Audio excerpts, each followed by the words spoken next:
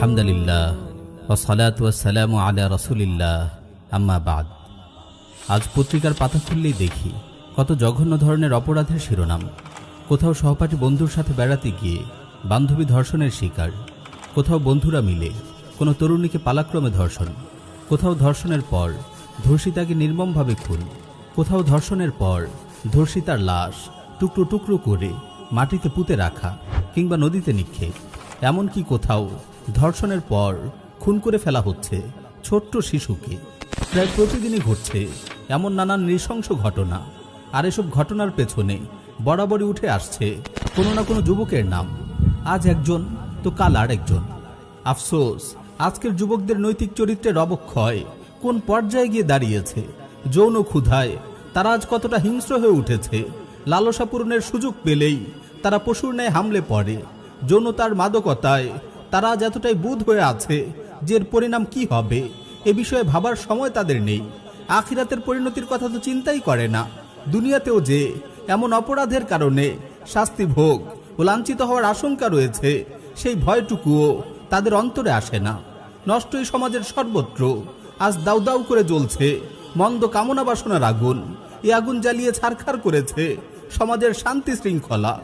অবস্থা আজ এতই সঙ্গীন যে ছোট্ট কন্যা শিশুকে নিয়েও তার মা বাবা নিরাপদ বোধ করছে না।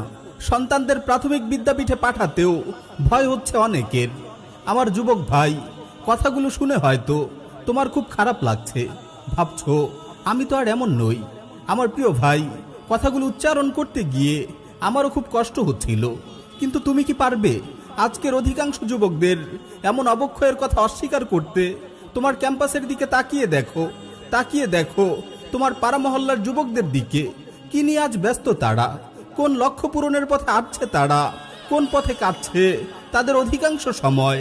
তারা কি আজ প্রতিযোগিতার সাথে পাপাচারে লিপ্ত হচ্ছে না? আনন্দ উল্লাসের সাথে গুনাহ অপরাধে মজে উঠছে না? পত্রিকার পাতাগুলো কি তাদের নানান অপরাধের আলোচনায় পূর্ণ নয়? আমার প্রিয় মুসলিম ভাই, আমি তোমাদের লজ্জা দিতে এগুলো বলছি না। আমি তোমাদের বিবেকবোধকে জাগ্রত করতে এসব নিয়ে আলাপ করছি। আমি বলছি তোমরা যেন নিজেকে নিয়ে একটু ভাবো, কিভাবে তোমরা গুনার দিকে কদম বাড়াচ্ছ, কিভাবে তোমরা মন্দাচারে মেতে উঠছো। এমন তো হওয়ার কথা ছিল না। একজন মুমিন হিসেবে তোমার হৃদয় তো আল্লাহ ভীতিতে পূর্ণ থাকার কথা ছিল। তুমি তো গুনার সাগরে ডুবে থাকার কথা নয়, বরং তোমার তো গুনার সুযোগ পেও আল্লাহর ভয়ে গুনাহ থেকে পালিয়ে বেড়ানোর কথা। তুমি কি জানো না সুদর্শন যুবক ইউসুফ আলাইহিস সালামের কথা? আজই যে মিস্টের স্ত্রী যখন তাকে মন্দ লালসা চরিতার্থ করতে আহ্বান করেছিল, তখন তিনি মাআযাল্লাহ, আমি আল্লাহর আশ্রয় প্রার্থনা করছি বলে গুনার সেই পরিবেশ থেকে দূরে পালিয়েছেন। ফলে আল্লাহ তাকে রক্ষা করেছেন পরনারীর অসৎ কামনা থেকে। তুমি কি জানো না গুহাভ্যন্তরে আটকে পড়া ওই 3 যুবকের দ্বিতীয় ব্যক্তিটির কথা?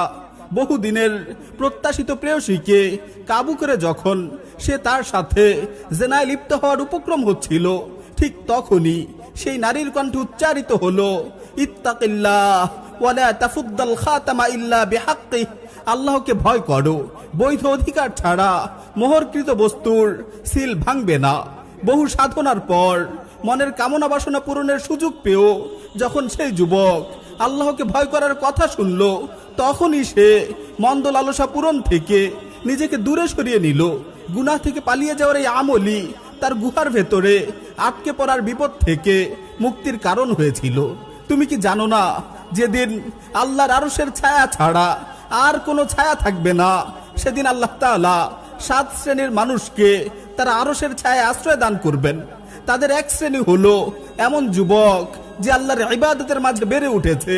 তাদের আরেক শ্রেণী হলো এমন ব্যক্তি যাকে কোনো অভিজাত রূপসী নারী আহ্বান করলো, কিন্তু সে জবাবে বলল, ইন্নী আখাফুল্লাহ, নিশ্চয়ই আমি আল্লাহকে ভয় করি। হ্যাঁ আমার প্রিয় যুবক ভাইয়েরা, এখানে তোমাদের অপরাধ নামা তুলে ধরা আমার উদ্দেশ্য নয়। আমি তোমাদের এটাই বলতে চাই, আজ কোথায় তোমাদের মাঝে এমন আল্লাহর ভয়, যেই ভয়ে তোমরা গুনাহ থেকে বেঁচে থাকবে, গুনার সুযোগ পেও তা থেকে পালিয়ে বেড়াবে? আমাকে বলো, আজ কোথায় গুনাহ থেকে পালায়নকারী এমন যুবক? আমাকে সন্ধান দাও, আজ কোথায় গুনাহ থেকে পালায়নকারী এমন যুবক